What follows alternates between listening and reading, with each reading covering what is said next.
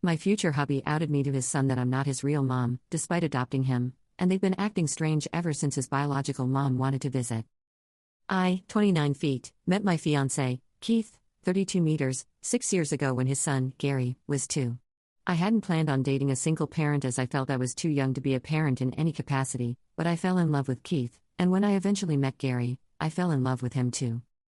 Joe's biological mom was not in the picture at the time. She wanted absolutely nothing to do with Gary. When I met them, she hadn't seen Gary for a year and a half. For the past 6 years, she hasn't been in touch with Gary or Keith at all. I've helped raise Gary all these years. I see him as my own and love him as my own. He calls me mom. In every way except biologically, he's my son, and I'm his mom. In February this year, we even made it legally official with adoption. It was honestly the best moment of my life. At the beginning of summer, Gary's biological mom contacted Keith and asked if she could see Gary. We discussed it and decided to give her a chance. Maybe she had needed some time to grow up. Kevin and Gary met her, and it was fine. All was good at first. I even met her, and she was perfectly nice and lovely.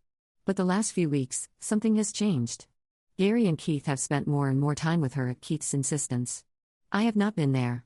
Gary has started acting out more than he ever has before, and I've been suspecting it's because of his bio mom's influence. I feel like this was confirmed on Tuesday when Gary said he didn't have to listen to me because I'm not his real mom. It hurt a lot, but he's a child, so I can't be too angry with him. I talked to my fiancé about it later and suggested that they cut down on the time spent with his bio mom and have me be there in the future.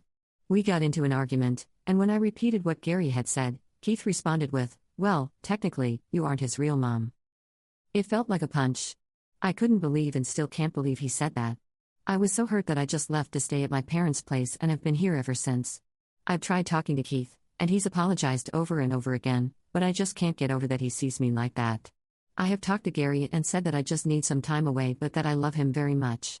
He's so sad, and there's nothing I want more than to hold him, but every time I think about going home and seeing Keith, knowing what he said, it makes me sob.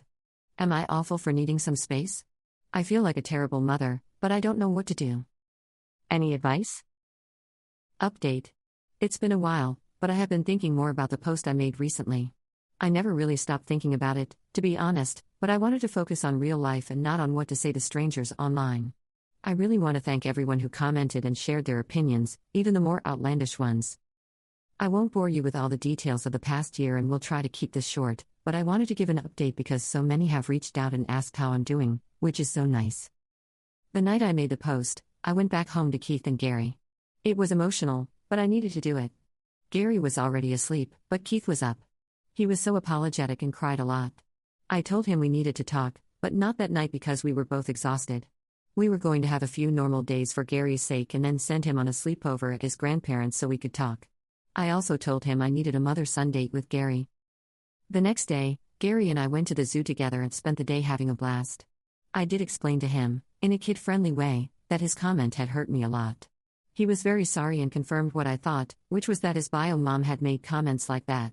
We talked for a long time, for an 8-year-old, lol, and I asked him if he wanted to keep seeing his bio mom, and he gave a shrug and said she had been fun at first, but he didn't like when she told him off and yelled. He didn't love that she was doing that. I won't try to explain the whole conversation here, but I think it was a good one. He's such a sweet, sensitive little guy, and nothing makes me prouder than being his mom. Kevin and I had a long, emotional conversation the night Gary went to my parents. Gary's bio mom was, and is, very manipulative. I'm not equipped to diagnose her, but narcissistic isn't far off. Keith was not sleeping with her, as many of you thought. Keith and her relationship was not good, toxic, I want to say, and the way it ended, with her giving up all custody and parental rights of Gary, was difficult for Keith. He struggled a lot as a single father.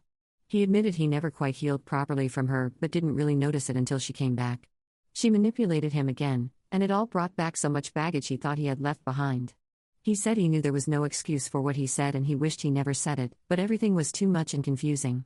I said I wasn't ready to forgive him, but I wanted to work with him. I know this will disappoint some of you who wanted me to leave him, but I cannot give up on this man who has been so wonderful for years over this.